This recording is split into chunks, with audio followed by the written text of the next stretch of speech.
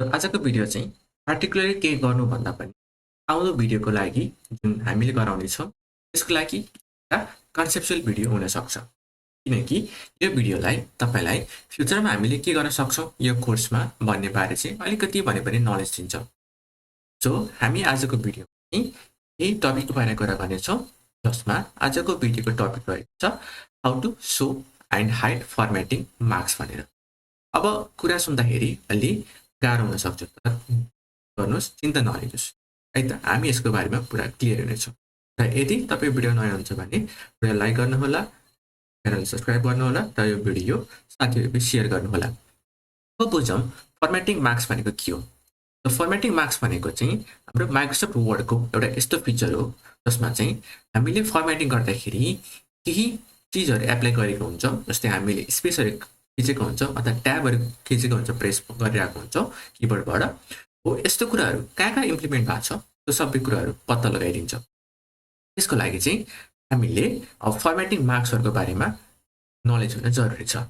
किनकि यदि फर्मेटिङ मार्क्सहरूको बारे नलेज भयो भने पछिको तपाईँले कुनै पनि रिसर्चहरू गर्दाखेरि अथवा कुनै पनि डकुमेन्टहरू बुक्सहरू लेख्दाखेरि चाहिँ तपाईँलाई त्यो बुकहरू लेख्दा चाहिँ हेल्पफुल हुन्छ।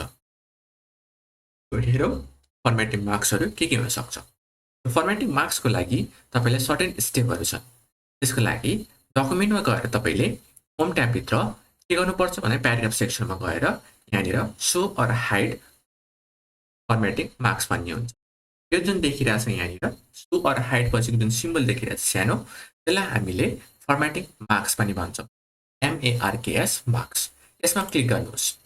क्लिक गर्ने बित्तिकै तपाईँको यो डकुमेन्टमा डिफ्रेन्ट टाइप्स अफ सिम्बलहरू निस्किन्छन्। त्यसको लागि अब पहिले सुरुमा हामीले जुन पहिलो सिम्बल देख्यौँ त्यसकै बारेमा कुरा गरौँ। यो जुन पहिलो सिम्बल देख्नु भएको छ यसको मतलब हो एन्ड अफ प्याराग्राफ। जस्तै यहाँ हामीसँग technology has become one of the most important भन्ने लेख्यो, यसको यो प्याराग्राफको एन्डिङ कहाँ रहेछ त यहाँ रहेछ। त्यसै गरी मैले यहाँनिर अर्को प्याराग्राफ देखिरहेको छु, यसको एन्डिङ कहाँ रहेछ त यहाँनिर है। यो चाहिँ एन्डिङ पोइन्ट हो भनेर बुझ्न सकिन्छ। त्यसरी नै यो प्याराग्राफको एन्डिङ हो भनेर बुझ्न सकिन्छ। यो सिम्बलको मिनिङ के हो त एन्ड अफ प्याराग्राफ। र जताततै तपाईँले डट देख्न सक्नुहुन्छ, यो डटको मतलब हो कि यहाँनिर स्पेस छ है भनेको है। स्पेस साटो के देखाउँछ त डट देखाउँछ। र तपाईँले कुनै एक ठाउँमा यस्तो एरो पनि देख्नु भएको छ, यहाँ देख्नु भएको छ, यहाँ देख्नु भएको छ। यो एरोको मतलब हो यहाँनिर युजरले चाहिँ ट्याब प्रेस गरेको थियो है किबोर्डबाट भनेको, यसको मिनिङ हो ट्याब है। त्यसै गरी नै यदि तपाईँसँग पेज ब्रेक है, कुनै ठाउँमा हामीले पेजहरू ब्रेक गरिरहेको हुन्छौँ, पछिको भिडियोमा कभर गरेको छ यो कुरोको बारेमा चाहिँ। सो यदि तपाईँले पेज ब्रेक देख्नु भएको छ भने त्यो पेज ब्रेक भनेको चाहिँ यदि म्यानुअल्ली एउटा पेजबाट अर्को पेजमा ब्रेक भएर जान्छौँ भने त्यसलाई हामीले पेज ब्रेक भन्छौँ है। त्यस्तै गरी हामीसँग अरू नन ब्रेकिङ स्पेस र म्यानुअल लाइन ब्रेक भन्ने हुन्छ। यदि तपाईँले एउटा एरो जस्तो देख्नुभयो भने त म्यानुअल लाइन ब्रेक भनेर अहिलेको लागि यहाँनिर एन्ड अफ प्याराग्राफ देखाएको छ भने तपाईँको डकुमेन्टमा के देखाउन सक्छ त एउटा एरो पनि देखाउन सक्छ है। यसरी हामीले फर्मेटिङ मार्क्सहरूको बारेमा नलेज हुन पनि जरुरी छ। र यसको लागि हाइड गर्नु छ भने फेरि यहीँ क्लिक गर्नुहोस्। र सर्टकट किकको लागि चाहिँ तपाईँले किबोर्डबाट है कन्ट्रोल त्यसपछि गएर सिफ्ट र 8 कन्ट्रोल सिफ्ट र 8 प्रेस गर्नुहोस्। तपाईँको यो फर्मेटिङ मार्क्सहरू एपेयर हुन्छन् भने तपाईँले कन्ट्रोल सिफ्ट र 8 फेरि प्रेस गर्नुभयो भने सबै फर्मेटिङ मार्क्सहरू के हुन्छ हाइड हुन्छ। यसैले हामीले फर्मेटिङ मार्क्सहरू पनि हेर्न सक्छौँ। हो तपाईँले बुझ्नुभयो होला है। र किन जरुरत छ भन्ने कुरा हामी त्यसको बारेमा सुनिहालौँ। त्यो फर्मेटिङ मार्क्स हेर्न किन जरुरी छ भन्दाखेरि यदि हामीसँग कतै पनि अनवान्टेड स्पेसिङ छ कि छैन, अथवा हामीले कहिलेकाहीँ झुकेर दुईचोटि स्पेस के गर्न सक्छौँ त क्लिक गर्न सक्छौँ अथवा प्रेस गर्न सक्छौँ, त्यो भए कि भएन पत्ता लगाउन सकि सजिलो भयो। कुनै पनि प्याराग्राफहरू राम्रोसँग एरेन्ज भएको छ कि भएको छैन त्यो पत्ता लगाउन सजिलो भयो। तपाईँले एक्स्ट्रा स्पेसहरू छ कि छैन त्यो निकाल्न सजिलो भयो।